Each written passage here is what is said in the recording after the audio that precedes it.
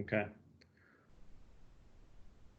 All right. So Dave, why don't you first start off by telling us a little bit about yourself? Well, my name's Dave Kopacz, born and raised here in Western Massachusetts. Came from pretty much a farming family and a lot of machinists. My grandfather, father, and uncles, largely in the machining industry, which disappeared with free trade agreements. I've got two sons, David and Luke. They're both young adults right now out there in the real world. And my wife and I, well, we're now activists for the Constitution Party, and we do a weekly show ourselves. So thank you for doing this. I think you're part of what's going to be the new mainstream media, I believe. My pleasure. Always, I'm very much interested in what new media has to offer and the different opportunities it provides, and so that's why I'm exploring this. And with regard to the Constitution Party, tell us about how you came to be affiliated with this particular party. Well, it was kind of an indirect way. Uh, Historically, in my family, it was kind of mixed, Democrats and Republicans. It was kind of strange. So a lot of the women were Democrats and the men were Republicans, and always made for lively debate at the dinner table for sure. But I began to get more politically active after I became a father. My sons entered the world. It gives you a whole new perspective on things, and I really started paying attention to the systems at work around me, and realized that we were doing ourselves a disservice by just voting and then cutting these guys loose. And things went from bad to worse. So I really got involved in Republican politics. I wanted to see if I could make a difference. I got engaged to revive my local RTC, the Republican Town Committee. We fielded a candidate for U.S. Congress the very first year. I was a duly elected delegate to the RNC twice in 2008 and 2012. And it was during that time and a period afterwards where I realized that, there's an establishment in both parties, both Democrat and Republican. I watched the Republican apparatus, the machinery, the party machinery, actively working against grassroots participation and really just undermining some really decent conservative candidates. And How so, if you don't mind me interrupting you right there? no, I'm sorry, go ahead. What did you, how were they undermining? What did you witness? What did they do? Oh boy, I watched them try to rig caucuses in elections. They would mess with the credentials of those that were elected to go to the national convention, for example. I watched them put people out on the streets on the morning of caucus, and as folks came into these obscure locations and would stop, the grassroots people that are getting involved for the first time on their way out there, giving them directions, miles away. And when they say they're shutting the doors at 9 o'clock, they do. So I've seen everything from the rigging of elections, and I've caught this right on videotape, brought it to a state committee meeting, showed them the video of a regional state committee man literally pulling a vote out of his cowboy hat, and one of his colleagues throwing a handful of votes on the table and they fanned open. Okay, and they make a motion to ratify and move along. And I saw that it was so dirty that like I said in the beginning, there was an establishment in both parties, and they made it difficult, if not impossible, for the grassroots people to really be part of what's going on with their state, with their party, I realized it was next to impossible to be effective and represent, the true needs and wants of your average person. So I left the party after years of trying to just to be part of it, and watch so many good people pushed away that disengaged. They're part of the unenrolled here in Massachusetts. The largest demographic isn't Democrats; it's actually unenrolled voters, and many of them had their fill and left for a very good reason. They're unenrolled for a good reason that I understand. And I think if we get closer to the Constitution, I see a constitutional mechanism for both liberals and conservatives to pursue those things that are a passion to them. It can be done through the Constitution, not through the party system. When you've got to reinvent your principles and your ideals and your values every 2 to 4 years, paint it in a way that they think will dupe the voter into voting for them, they're really not your principles. So that's the other big thing that attracted me to the Constitution Party, is that principles aren't something that changes. And I noticed that the principles that the party stands for and has stated are actual principles. They stand behind them. All right, so why don't we segue into those principles? Certainly, they're largely, small government is the best government, and the party's platform and beliefs are right in line with that. So right up front, they stand for life, liberty, property rights is the big thing. This is a message you never hear from a Republican or a Democrat, is you never hear them out campaigning on property rights. And this, to me, makes no sense. I'm a department head in my town in conservation. I've been doing this 15 years now, and I have seen an unadulterated attack on property rights and moving it from the hands of a private individual into the hands of the collective. Big step towards socialism. But, this is critically important because it is this right of property ownership is what makes this country unique amongst all the nations in the world. Is this truly is the only nation where you and I and everyone that's listening has the absolute right to own property. Now, what do you make of the concept of eminent domain? Oh boy, the Kilo case, that was a big mistake, I think. That was abused even in that specific instance. Never wound up coming to fruition, and I I see that abused on a regular basis, where properties are taken now for many reasons: redevelopment, blight. They don't. Government never puts a zone or a layer on anything they don't intend to tax and to regulate.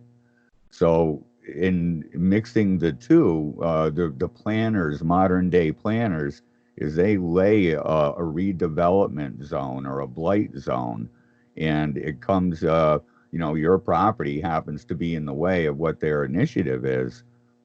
Man, redevelopment can go from residential neighborhood to open space. And the Kilo case in eminent domain has now given them a tool to be abused to do exactly that. So we've seen it happen. I've got land trusts that have come before me who, at the town meeting, purported to want to get a grant to save this farm in perpetuity for future generations. And they did not want to show the conservation easement, the conservation restriction that went along with it in advance. And I was the only no vote. But when this thing finally came through and I got a draft of it, I made sure I went right to a televised selectmen's meeting and I showed them where this land trust was proposing to ban tractors from a farm. All right. Many of the people that we've gotten used to working with around us, the bureaucratic layer, that layer that's not government but government-like, boy, they're hostile to the concept of property rights. And what's key here to remember about this one issue, it is the whoever owns and controls the development rights and the property rights in essence are the ones that can extract the value and the wealth out of it. So as we give that up to government or things that are government-like, we're losing the potential to, earn revenue off from our own property. And I don't mean that in an aggressive, anti-environmental way. I mean in a very physical, economic way. We have lost that connection to being able to extract the wealth from our own property. And it's showing. Look at the debt our nation is accruing, and people are unable to leverage the development rights of their properties, whether it's in the country or in an urban setting. We got a lot of misunderstanding about and underestimation about the importance of this one issue of property rights. And that's one thing about the party here is it is front and center, and they've identified with how important that is. Yeah, I saw that issue come up when I was in Iowa the past 4 years, and one of the big stories was the Bakken pipeline, and a lot of farmers that had property in their family for many years, were in a lot of ways forced out on that issue because of eminent domain, and so we see it in a lot of different ways popping up, whether it's a pipeline or an airport or whatever the case may be. A documentary a mutual friend of ours sent me that I believe you're in talks about the issue of Agenda 21. Yeah. And I know that property rights was something that is a concern. Can you talk about that? Yeah, certainly. This used to be the stuff of conspiracy theories, but as people became more familiar with the movement and the literature that's available, they realize it's very real. But to give a little summary of it and how it came into existence, is it came to fruition after a book called Our Common Future was published, and it was a report by Gro Brundtland. She was the prime minister in Norway, I believe, at the time. I think number 2 at the World Health Organization. And not only a socialist, but like the socialist. She was the vice chair of the International Socialist Party. So the term sustainable development was born in this report.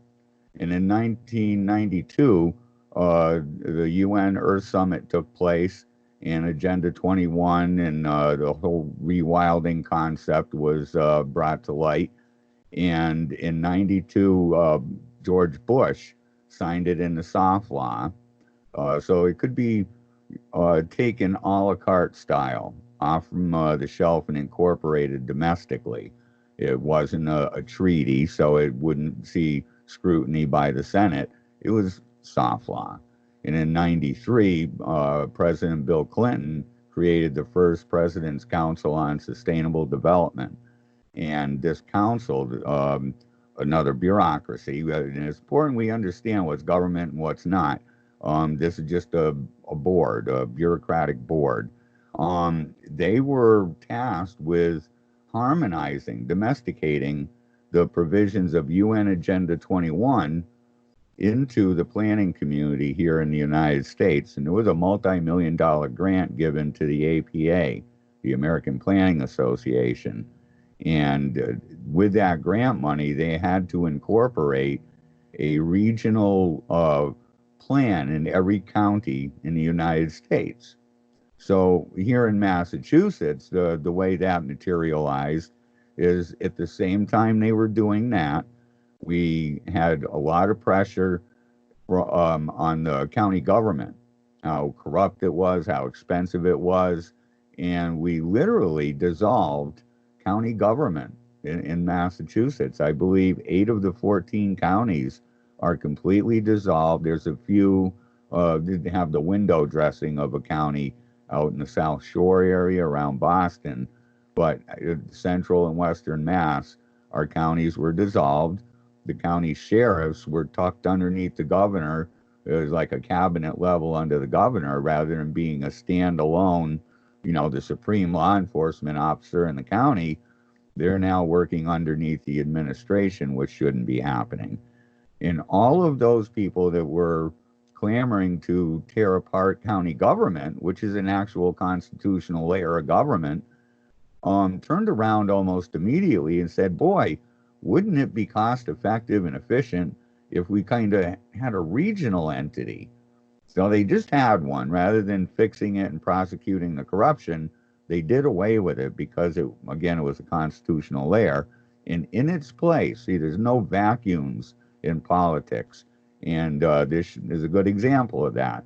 In its place came regional planning commissions. Each one of them has a vision that it's created, usually through a set of stakeholders who are people and agencies like Land Trust and Chamber of Commerce who speak on our behalf. Well, that's where all the policy and laws and things that are coming into play here in Massachusetts right now come from these entities. And as we look at them, we realize that, property rights is just, they treat it hostile, flat out hostile. It is a collective evil for us to be so selfish as to think that we could own and manage our own property. So it's a big fight right now to bring private property into the control of the collective so that they can lay out transit corridors. And once those are established, you'll see smart growth pop up along those corridors. And then you'll see very aggressive land use policy and restrictions in the countryside that makes it cost prohibitive, not only to own a single family home, but you got transit corridors, so they're going to be very punitive towards those with private transportation. And we're just seeing it in example after example throughout the state here.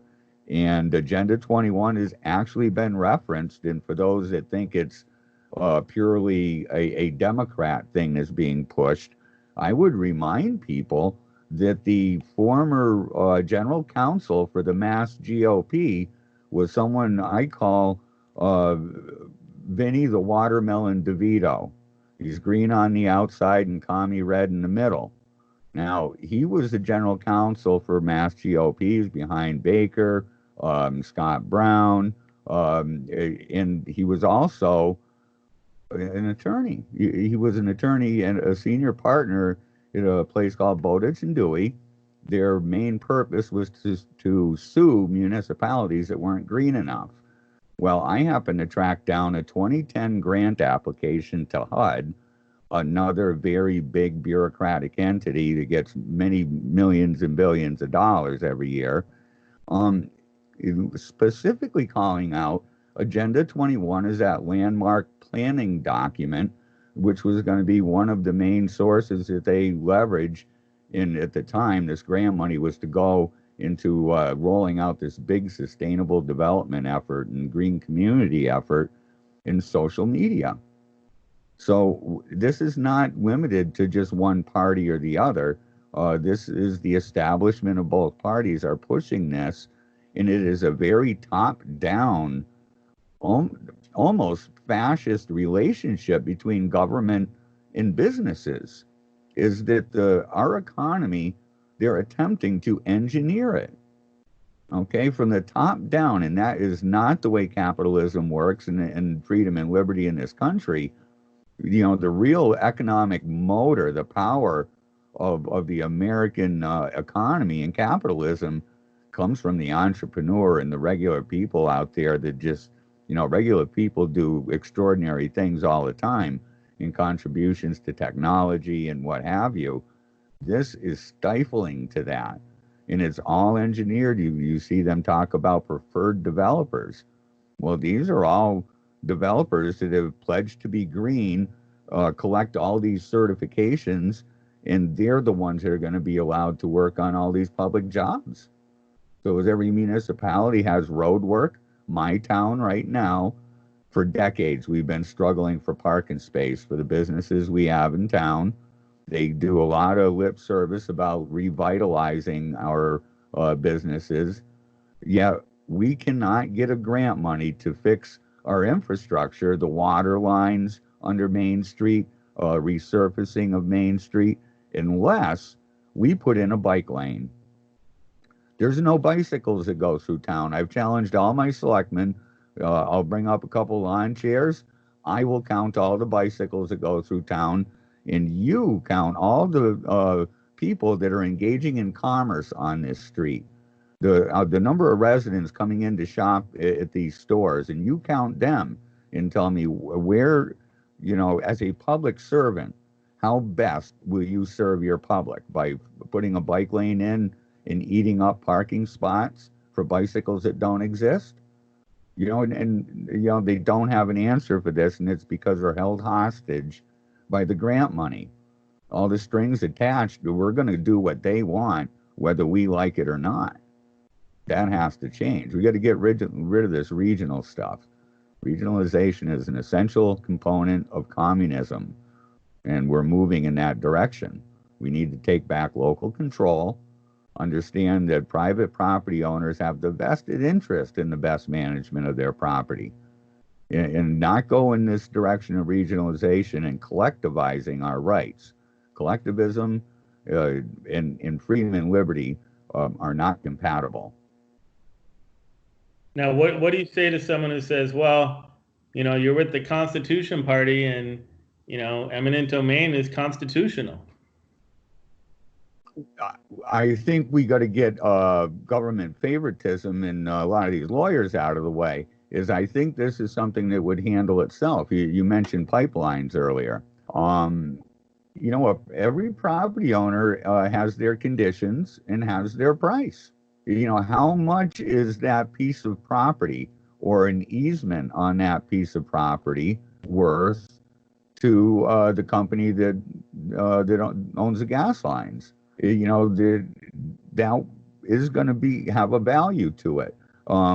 If you're cutting off a rancher and bisecting his property and not giving him access to be productive on what's on the other side of that pipeline, we got to make provisions so that we're not landlocking productive property. But I think this comes down to a negotiation between the landowners and those that have the interest in moving that pipeline. Sure, they might pay handsomely for that easement, but overall, the property owner should be justly compensated. And at the end, the needs of the many can still be met. We just got to stop lowballing. And what often happens is government gets involved, they get hostile with the zoning, and they just eviscerate the value of the property and wind up buying it up for pennies on the dollar. That type of stuff is wrong. Suppose a property owner gets a really great offer, but they still say no. They don't want to sell. What happens then? If this is truly for the collective good and for the strength of the nation, I think you will find that there's a lawful way of doing it that does not take advantage and lowball the property owner. That I can see some limited places where this is essential. The idea is that they got to be justly compensated. The Constitution does allow for it, but we're seeing a corruption of this Kelo case, and that's what we got to root out. Many times we want to throw the baby out with the bathwater. So I don't want to come off as saying that there's a 0% and there's no chance where that will be necessary. We know there are cases where that needs to happen, but they should be few and far between, and we got to keep the corrupted elements out of it. Sniff that out, expose it, and let first and foremost let common sense prevail. let the property owner and the gas company, the gas line company, see if they can just come to an agreement. Many times that'll happen. You gave an example. There's some people, for example, we humans do get greedy sometimes. You might have a property owner that wants orders of magnitude more for that easement than it's actually worth. And yeah, that's a case where you might wind up in court. We don't want the taxpayers. Many times these gas lines and things are subsidized by taxpayer money. So we obviously don't want to see good money spent after bad. It's a touchy situation, but the Constitution allows for it. We got to keep the corruption and the devaluing of property. Man, that's what really gets me is we see people in there maneuvering to devalue these properties in advance and then lowball them, and that shouldn't happen. Now, the Constitution Party, how do you compete with, the major two-party system? Good question. We are, the good and the bad is this. As a party, we're new. We're kind of new on the scene here. So we're going through the usual initial growing pains, if you will. The good part is that we don't have corrupt elements we've got to get rid of. We don't have people that are squishy on our platform. They love the platform. And I think more important is we now have an opportunity as a party, as we put down our roots, as we establish, we're not going to be building a castle on sand. We're going to have a foundation in place, and that important foundation is exactly where the other two parties do not invest an ounce of their time and attention, and that is right in our communities. We were talking earlier about UN Agenda 21. This comes from the international community. Well, I can tell you as a 15-year veteran of conservation in my town, there has been numerous times where I have been able to advocate for private property rights and keep those international policies funneled through our regional planning commissions and into our communities. I've been able to keep that out from a lowly little local office, not as a senator or as a representative or anything like that. It's on a local board, your planning board, conservation. Can you imagine a constitutionalist right now is being your board of health agent during this coronavirus? There's new federal ruling that gave the state and local health officials enormous authority, Orwellian authority during this emergency. So imagine having a constitutionalist in that place right now. So we're going to be building a foundation, and we're working locally to make sure that everything right from the ground up is team-based and focused on the platform that we have, and bringing that message right into the communities is we're going to make changes quickly. One thing about activists that I've learned over the years, people want some pretty grand things, and they sometimes set a goal too high. They're looking at some change in DC, and they want to have it immediately. That doesn't always happen that way. You got to have long-term and short-term strategies. And for those people that want, instant gratification, this is a way to get it. And also, it's not, wasted time. It's another incremental step towards an important goal, and that is getting our communities back, getting our families back together again. The family unit is under attack. So we're going to go right at this from an area that the two parties have completely dismissed, and that's where the tires meet the road, right in our communities. So we got a lot of members that are already on their planning boards, conservation, board of health, selectmen, and that's only going to continue. And those are very achievable races and wins as we put our teams together, put them on the ground in a community. We're going to be snapping these up on a regular basis. Who would you say is the most, is there a most sort of famous or most well-known or most successful um, Constitution Party candidate or leader? Oh boy, that's a hard question to answer.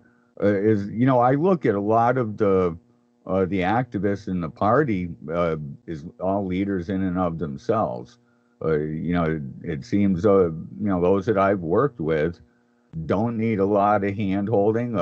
Once sights are set on something, they hit the ground running. But no, I don't think there's anyone that just sticks out there. There's a lot of good people running for different positions all around the country, and I got a great deal of respect for every last one of them. And I'm not one, and this is me personally, I'm not speaking for the party here, but I really don't have any political heroes anymore. I think the last closest thing this country has seen to a true statesman was probably Congressman Ron Paul. Even his son Rand, he's not as pappy. But I think Ron Paul was as close as we've come to a statesman in this nation for a very long time. I had a chance to interview Ron Paul in Montana back in 2008, the 2007-2008 time period. I was working as a reporter in Missoula, Montana, and Ron Paul was running for president at that time, and he was very popular in Montana and in the other parts of the country as well. But in fact, it's funny. I remember I asked him who he thought was influential to him, and he said Taft. Yeah,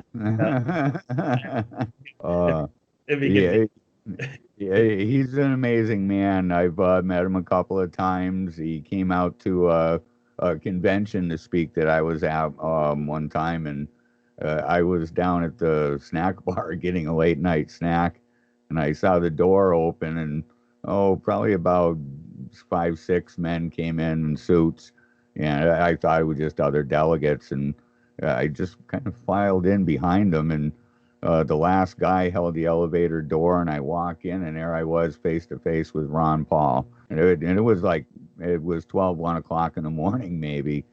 He looked dog tired, but you know what? For his age and the schedule that man keeps, it's absolutely amazing. And it's a necessary message for people to hear. He brought a lot of focus to the Federal Reserve, how our banking system works. And I think we're all going to get another big dose of that real soon too. The debt we're accruing, and he said back then, it's already an unserviceable amount of debt, and we should think about auditing that institution. And our economy right now, I don't think it's ever been any more destabilized than it is at this moment. I think Ron Paul would probably agree. Yeah, it's funny. He was really prominent for a long time, and then kind of stepped away from the spotlight. Yeah, I think he went back. He's kind of retired. He is getting up there in age. He's served for quite a while, and I think he's back and enjoying a little bit of his profession. He is a doctor. But yeah, I got a great deal of respect for him. A lot of people didn't like him and thought he was an isolationist. And, you really had to study him. He said the same things over and over and over again when he made a public statement. And rarely did he have enough time to go into the details. But for those that cared enough to study his policies a little bit deeper, understood quickly that he wasn't an isolationist at all. He was just opposed to those entanglements. And that's another thing that's on our party platform, is when it comes to foreign policy, We really don't need all these free trade agreements getting in the way. If a nation is friendly to us, you just trade with them. And if they become hostile to your interest, you don't trade with them any longer. We've got things set up now. Look, when we started, I mentioned my whole family. A lot of the men were machinists. That used to be in the trade schools. When I was growing up as a kid, I graduated in the high school in the early 80s, and trade schools all had a machine shop. All gone now. And that wasn't because we didn't make or need gears and sprockets and things and this and that. It's because we sent it overseas through trade agreements. Our medication, we found out with this virus that 90% of our antibacterials and stuff come from China. A lot of things that were important to us in this globalized economy are not available here domestically. And that's another thing. If you look at our party platform in its totality, it answers that. There's no reason. We used to be the breadbasket of the world. We can't claim that anymore. We're a net importer of food. We can't even feed ourselves. We've got it was farmers and ranchers. They were literally the ones that led the way in pioneering this nation. We were a agricultural society first and foremost. It was the farmers that led the way before there was gold miners. We needed food to be able to feed and sustain these populations.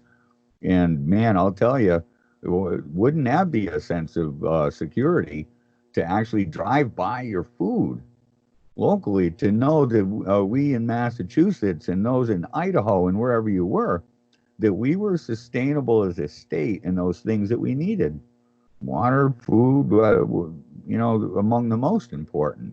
So we can't let go of agriculture any more than we have. I have some, I was really honored to be able to spend some time out there with the Bundys and Finnecums to see what was going on with the ranchers out there.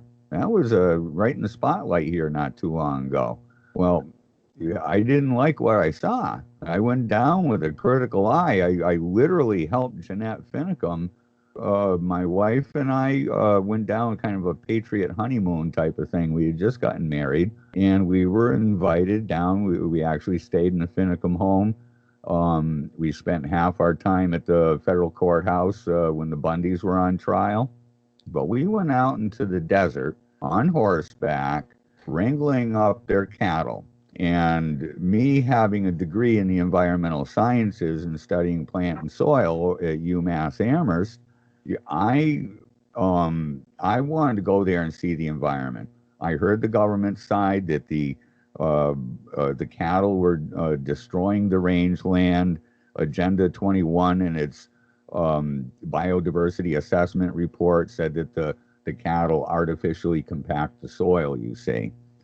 Well, I got out there and I found that the government had been snapping up all these desert tortoises to protect them, putting them in little pens in the desert. They had collected so many that they had to start reintroducing them, could only reintroduce about half of the population that they snapped up.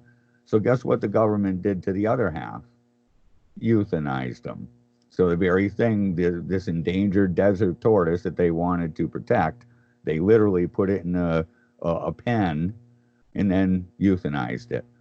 I went out into the desert where the ranchers, where the Finnecums over years had developed water throughout that area.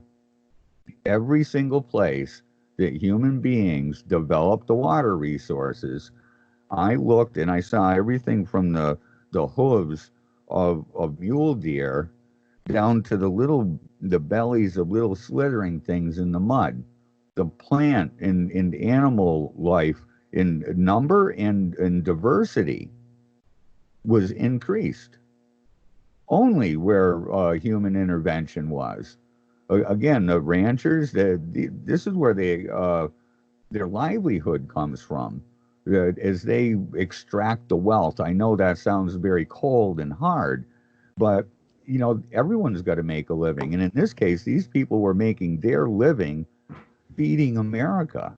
So it's in their best interest to make sure that that land is developed, as green and lush as it can be, and will sustain either more head of cattle, or the ones that they have will be more healthy. It's only in their best interest. Government policies, I'm telling you, there's no senator, no representative who's going to understand that land better than the ranchers themselves. So when you get a politician making environmental laws, boy, that's a recipe for disaster in most cases. And in this case, it was. And that holds true with the national forest. They're burning up because of mismanagement. So it's interesting because you seem like you almost are caught in the middle of, because you've mentioned how do you navigate the sort of your love and respect for conservation and the environment with private property rights, and where those two things come, sort of conflict with each other? Yeah, well, I realized after studying a lot of these habitats, it's the truth. There's junk science out there, quite a bit of it. One gentleman who used to handle multi-million-dollar federal environmental projects did a study one time. Now, we all know when foresters go out there and they clear cut an area, we've seen the activists and the pictures. They just show a gnarly field full of stumps. To us, a human who, by way of comparison, looking at a nice lush forest compared to an opening full of stumps, it may not be aesthetically appealing. All right. That doesn't mean nothing. That's just our opinion. That's very subjective. All right. When you look at the science, which this gentleman did, he found that the number of species, the diversity of species, and the number of those individual species increased in the birds, in the mammals on the ground, when they compared that clear cut to the immediate forest that was untouched. The clear cut had way more in quantity and quality. It exposed, granted, took the trees out. Us humans probably thought it was very unsightly. Every other critter out there went, holy mackerel, soup's on. The seed bank of all the seeds and things that were there and available, animals came from miles around to graze throughout that area. And of course, they're leaving their droppings and fertilizing at the same time. We've now got complete light penetration. So within a couple of years, everything is growing up. You don't see the stumps anymore. You see the forest regenerating and coming right back. So I see more often the fires we hear about in the Midwest. These are big national forests, off limits to people. You don't go in there, you don't log it, you don't touch it. They allow the fuel wood, the undergrowth, just to go out of control. And as soon as there's a fire in the Northwest or the West Coast, the fires out there the last several summers have been unbelievable. I mean, they go right burning through communities. And here's a thing that happens quite often is when the planners go in there, they'll go into a region and say, hey, we want to protect this forest or this mountaintop, okay? And they'll convince everyone around, to strip that person of their development rights. Call it a viewscape, okay? And they'll get in there, they'll vote his property rights out of existence, preserve that mountain or that forest in an act of preservation, and then lightning strikes. A fire starts.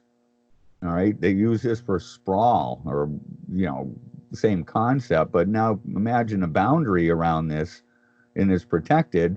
And then they turn around and say, well, we've lost all that revenue from taxes, because when you wipe out development rights, when you protect something like that, when you lose a development right, you've lost revenue. Its potential to generate revenue has been greatly diminished. So when they do that, they now have what was a viewscape. You people that voted his rights out of existence, you're now in a view shed. You get to look at that mountain. So we're going to tax you higher. So someone's always paying for it. So, they put a sprawl limit around this as well. Fire doesn't know about these boundaries. It burns right off, goes right through these single family homes, burns them to the ground.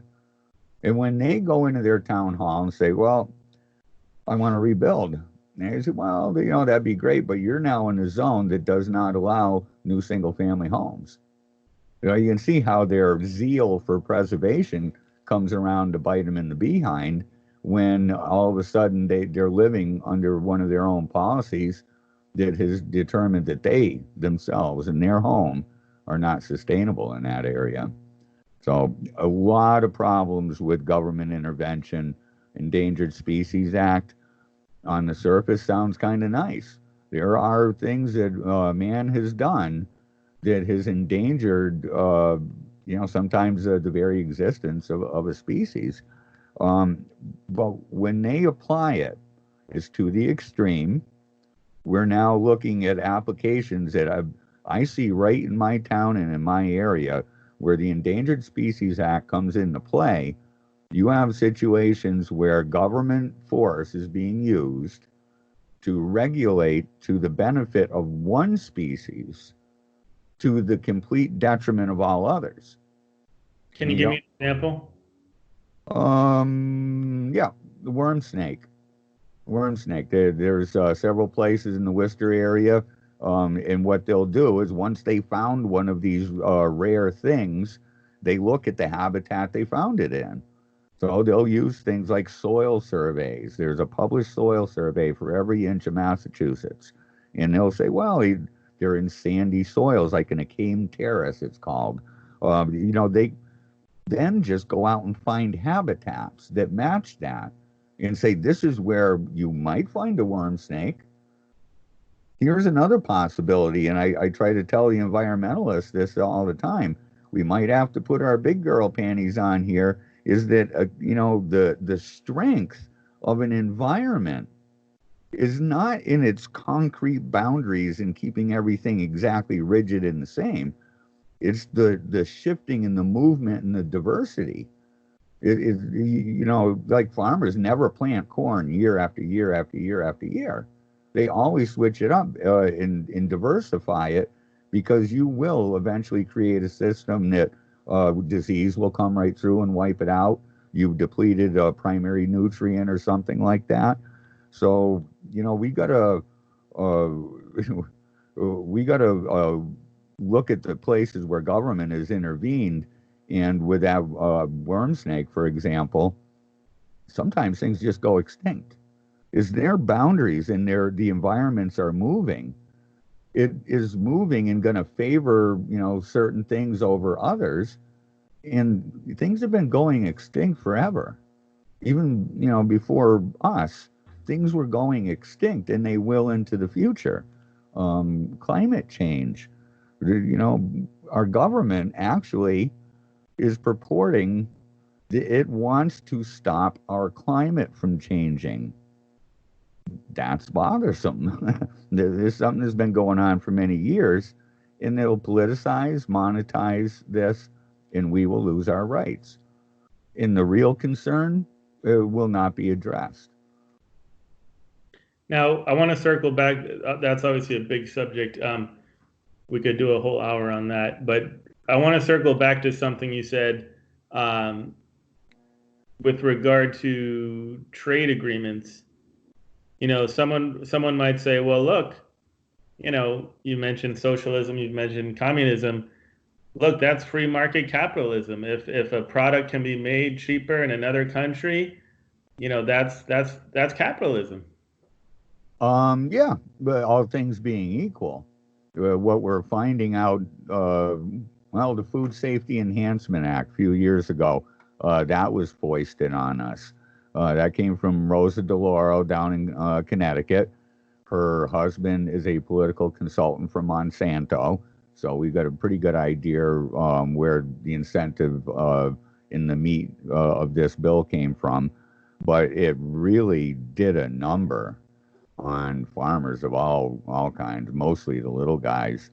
And when regulations are such where it is actually cheaper for us to put chickens, live chickens on a boat over to China to be processed and sent back here, there's a problem.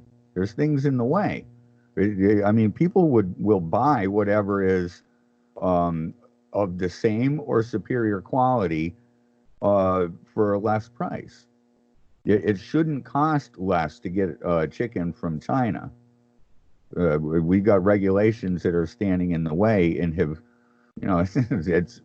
it's almost laughable if it wasn't so critically serious here. But government's supposed to, when it comes to commerce, keep it regular. Okay, that they're supposed to prevent monopolies, but when they get involved, they actually create monopolies, and that's where the abuses come in. So yeah, if there's a country that just happens to make the best widgets for whatever reason, whether it's their technology, whatever, if they got the best widgets at the best price, buy them from there. I'm not opposed to buying things from other nations.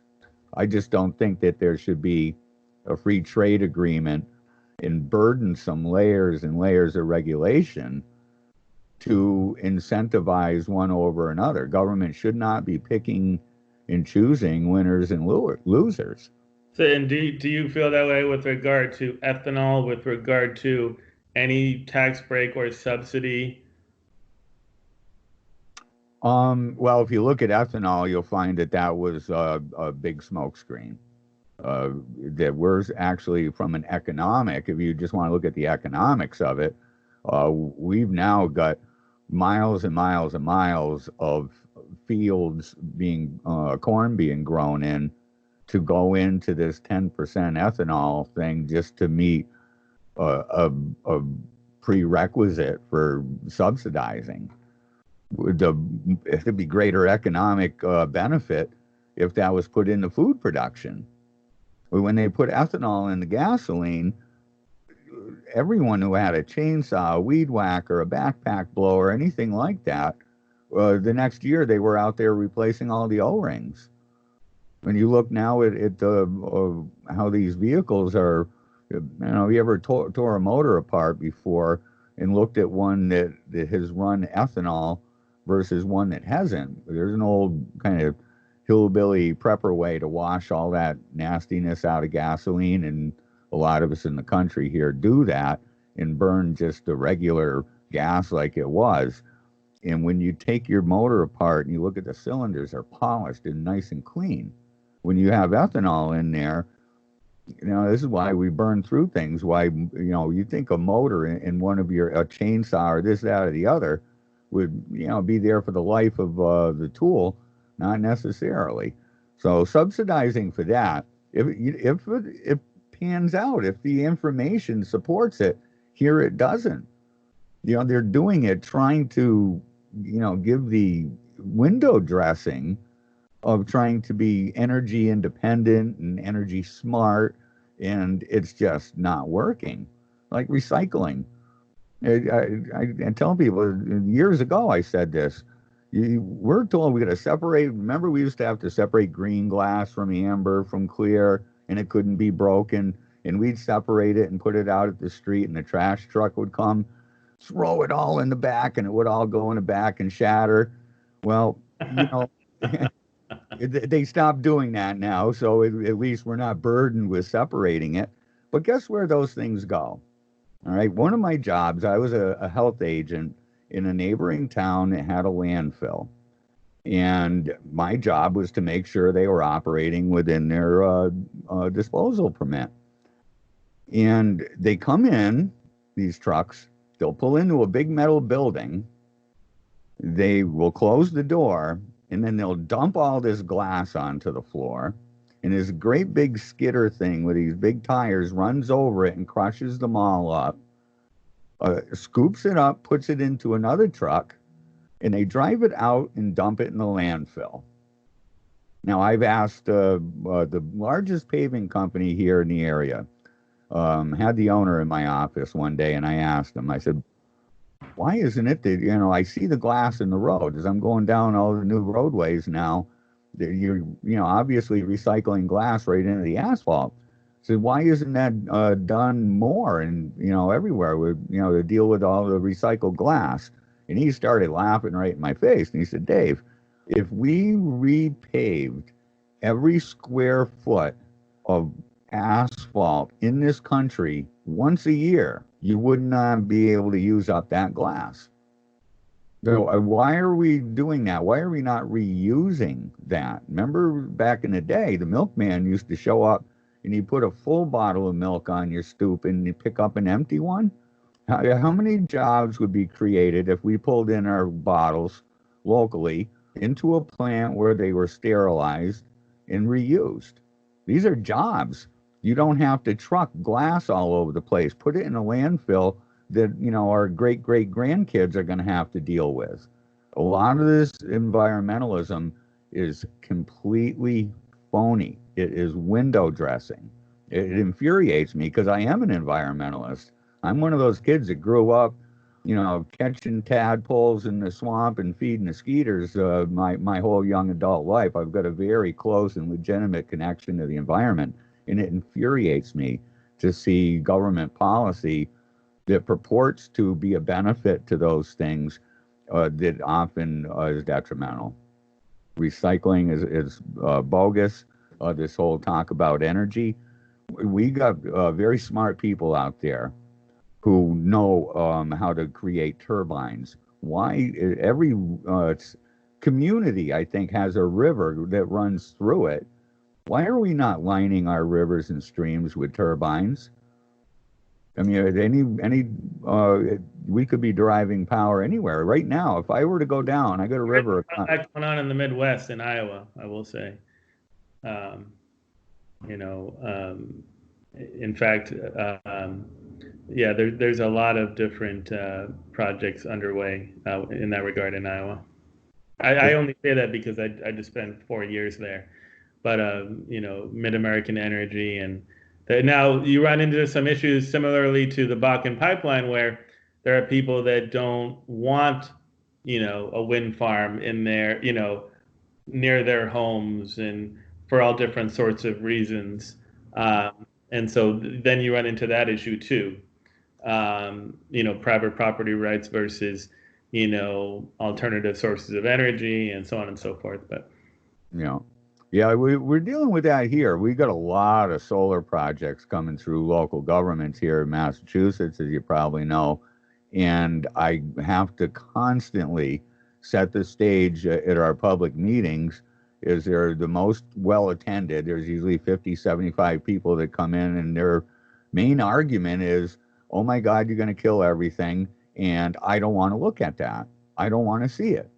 And I have to be a hard line property rights guy on this, is that, stick to the performance standards. That's all we're going to talk about with a project. Does it meet the law? And what you want, what you find aesthetically pleasing or offensive has no place here. He is the property owner. He is proposing a project, and we've got to approve that if it meets the performance standards. So I really have to push, and I'm not, people don't like to hear that, but that's the truth, is that, people may decide they don't like blue houses, and then what?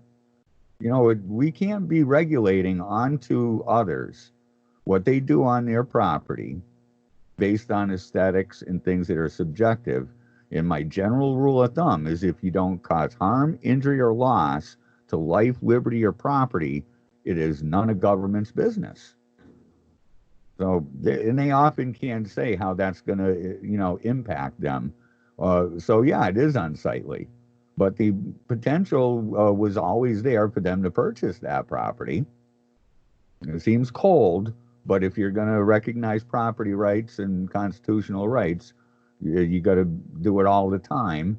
And this is the case when a company comes in, purchases a piece of land and wants to put a solar farm on it. It really doesn't much matter what people like to see and what they don't like to see. It's that their property to do with what they have the legal rights to do. This whole time I got so lost in the conversation, I didn't even notice your dog right behind you. Yeah, that's my wife's. I got a border collie in the other room there, and they keep me company here. Making a little cameo. And do you think Americans are willing to pay more money instead of going to Walmart or a big box store and, buying products for cheap, that are made in China, made overseas? Are they willing to spend money out of their own pocket if, for something that's made here in America? I think so. And there's, like tools. You get your tradesmen and stuff. Almost any tradesman will tell you you get what you pay for. You can buy a $20 something every other month, or you can buy $100 something that's guaranteed for life. So I think there's a lot to be said for American workmanship. There's probably always going to be a place for cheap little trinkets and this and that, but let free market capitalism do its thing. The best thing that could happen is we open up, remove regulation, and allow competition. That's always the best for us, the consumer. And what do you say to someone who says, look, you saw candidates like Andrew Yang and so on and so forth talk about AI, automation. A lot of these jobs aren't coming back. They're gone. They're just not coming back to, to Michigan, and they're not coming back to Ohio, and so on and so forth. The days of working in a factory, it's over. Oh, I don't know. I mean, there's a long way they've come in automation, but there's still plenty of room for manpower out there in the workforce. Tradesmen, again, not everyone's going to be a software engineer. I never bought into that fluff and that nonsense about us being a service-based society. Not every person is going to sit down and code out video games and whatnot. There's people that still like to do things with their hands.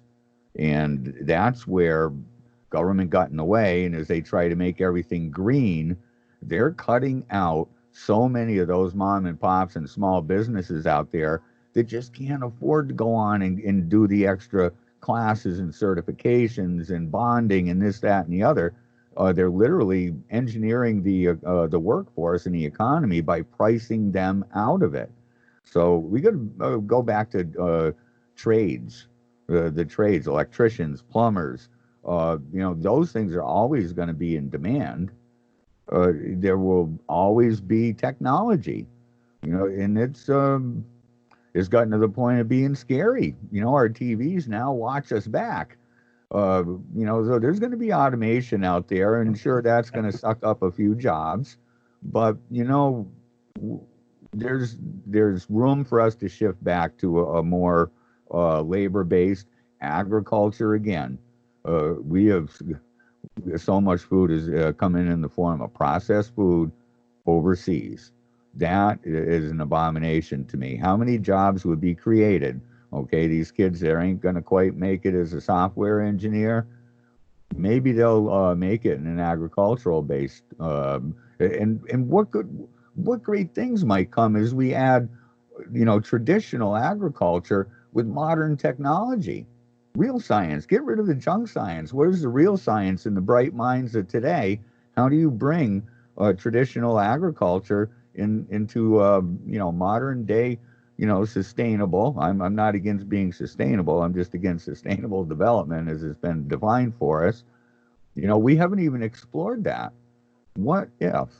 I'd love to see us food independent in all 50 states. And how could technology and traditional agriculture come together and make that happen?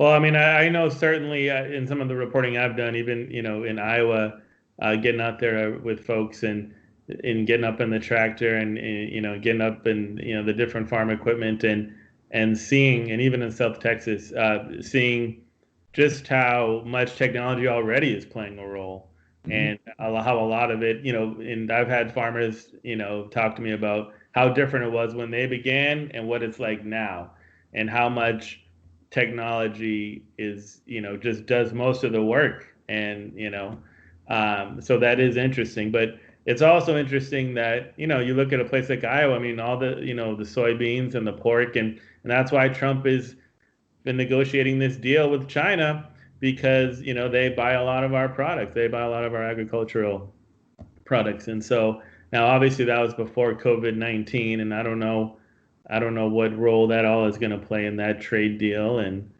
um, but yeah, it is interesting how we grow the food here and then we sell it overseas, and yet we don't necessarily, um, and not to mention all the chemicals and everything we put in the food. Mm. Um, but I mean, it's hard to know how. The problem is you have all these lobbyists and all these special interests, and whether you're talking about ethanol, whether you're talking about oil, whether you're talking about corn, I mean, you're just dealing with forces that I don't know how you. And of course everyone has to go to Iowa and win the Iowa caucuses, and so you have to placate to the special interests, and you have to. And so I don't know how these politicians overcome that. Well, the lobbyists are a real threat. And you talk to anyone who got elected in office, and they're overwhelmed by them almost immediately, is pressure to conform. But it's not insurmountable. We've got to get in there, start talking about real issues, not allowing the party establishment, those that are insist on working within, that duopoly. You're really going to be forced to lug water for whatever their ideals are for that campaign season. You're just going to be expected to jump in line and continue that. How do we get those establishment types out? That's really going to be a revolution from within their own parties is going to take place. Here in Massachusetts, the Republicans, they're floundering around 10, 11%. Pretty abysmal. They're right on the verge of irrelevance. They've got a better chair now than they've had in recent years, but their state committee is still 50% establishment people. They've just smoked out two pedophiles in the group recently. All right, they're not without their flaws. They're still in the state of crumbling, and until they go right down into the dust, and then the grassroots picks up and takes over, because there's enough actors in there now where like Vince DeVito, I mentioned earlier, general counsel for the GOP. He was also the one that headed up Trump's campaign in Massachusetts. It was controlled opposition. He scuttled it, basically. He did nothing. He made sure that the only thing that was left open are the financial conduits.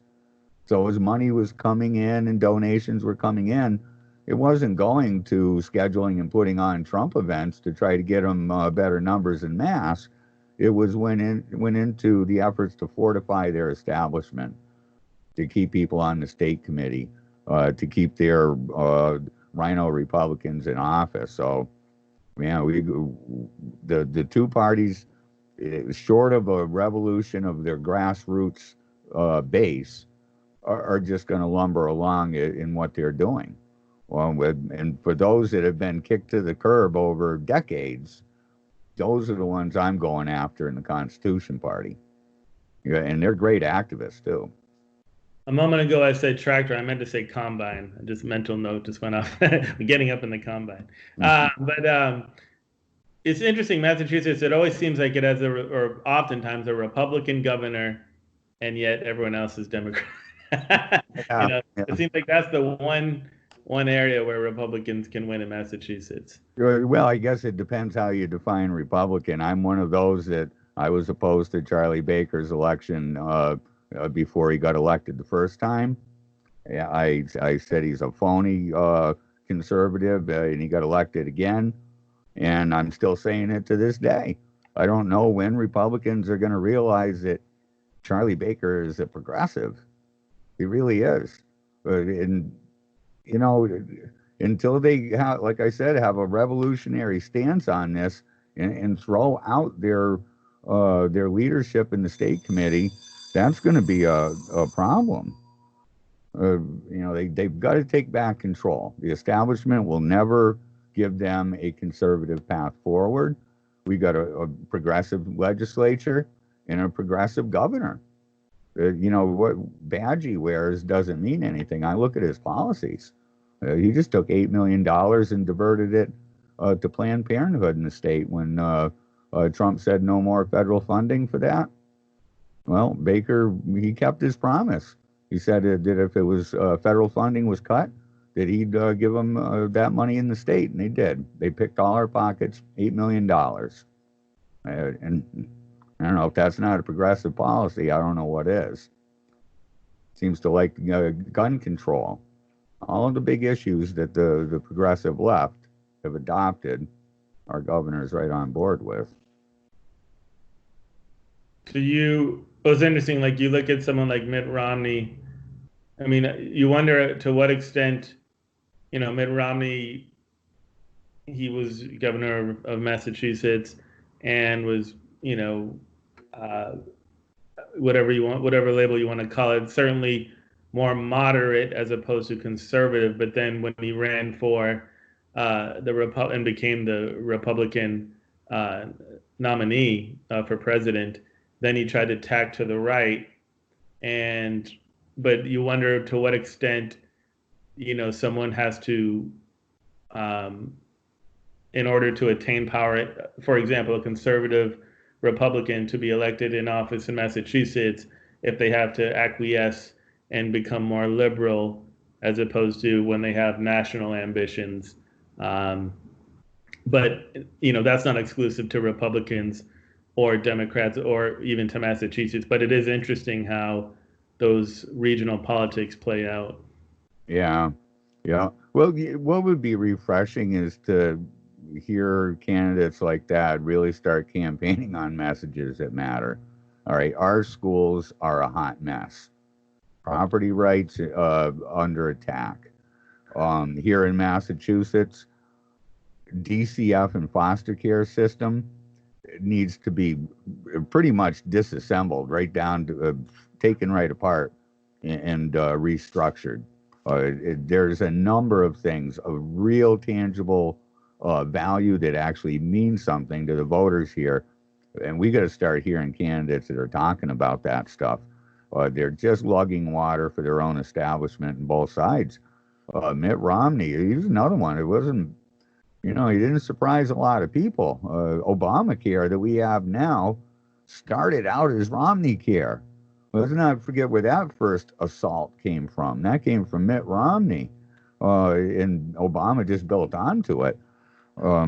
We've got a lot of failures that have come out of Massachusetts, and we've let people go from the borders here that never should have advanced as politicians. There's a movement for term limits, and I've gone around and back and forth on this over time myself, but realistically, every election is a term limit. So we're treating a symptom and not the problem. The problem is that we can't get career politicians out because maybe our election system is a little messed up. Maybe there's too much dirty money from lobbyists involved.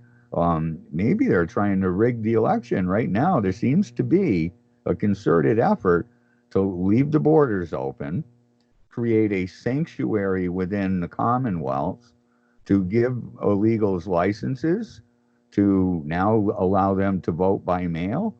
This is a modern day election rigging that I think we're looking at. When are we going to get control? That's your term limit. Look at what they've done. Heck with their commercials and what they say and their promises. Look at how they voted.